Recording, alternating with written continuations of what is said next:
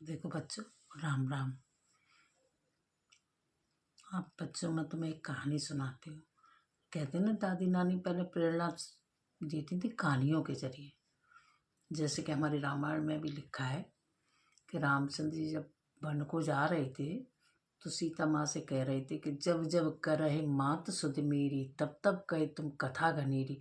तो ये कहानियों की परंपरा हमारे बहुत दिनों से चली आ रही है, लेकिन आजकल बच्चे कहानियाँ नहीं सुनते हैं, फ़ोनों में लगे रहते हैं, वीडियो देखते हैं, पिक्चर देखते हैं। तो हमारी परंपराएं छूटती जा रही हैं।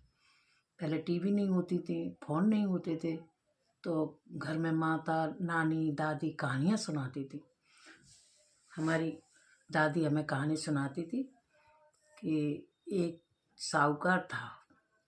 तो वो साहूकार जाता था व्यापार करने। तो उसकी पत्नी बोली कि आप तो जा रहे हो और मैं अकेली कैसे रहूँगी। तो उसने बोला कि देखो, मैं जा रहा हूँ, जब मैं नहीं हूँ तो तुम किसी को बुला लेना, लेकिन तुम उसको बुलाना जो दूर टट्टी करने जाता हो।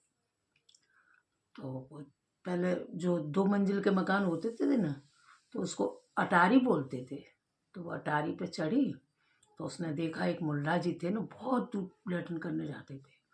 तो उसने अपने नौकरों से कहा कि जाओ भाई, उन मुल्ला जी को बुला के लाओ। अब वो मुल्ला जी को बुलाने गए तो मुल्ला जी को बुला के लाए। मुल्ला जी आए, भाई क्या बात है भाई, मुझे क्यों बुलाया है? कि तुम्हें तो कोई, ऊपर चले जाओ, रानी साहबा बुला रही हैं। तो वो सीढ़ियों पर चढ़ने लग गए।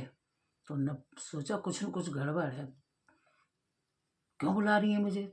तो उसे बोला कुछ न कुछ, तो वो सोच में पड़ गया। फिर उसने सोचा गड़बड़ है कुछ।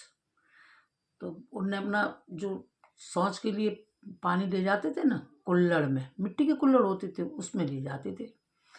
तो उनने वो कुल्हड़ आधी सीढ़ियों से छोड़ दिया, कुल्हड़ फूट गया। वो रोने लग गए, अरे मेरा कुल्हड़ टूट गया, अरे मेरा कुल्हड़ टूट गया। रानी उतर के आई, बोले हम नया कुल्हड़ मंगा देंगे, बहुत सारे कुल्हड़ मंगा देंगे। अरे रानी, बहुत सारे कुल्हड़ों का मैं क्या करूँगा? जिस दिन से मैं बड़ा हुआ हूँ और मैं शौच के लिए जाता हूँ, तो इसी कुल्हड़ ने मेरी काया देखी, और अब मैं दूसरे कुल्हड़ को काया दिखाऊंगा। रानी समझ गई। उन्हें इससे मालूम पड़ी कि हाँ, जब ये कुल्हड़ को अपनी काया नहीं दिखा सकता तो मैं परपुरुष के साथ क्यों रहूं।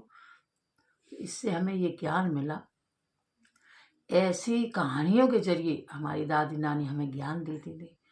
ये ज्ञान के स्रोत होती थी कहानियाँ, लेकिन हम उन्हें समझते, इसी से समझ जाते थे, लेकिन अब कोई समझता ही नहीं है। जय श्री राम।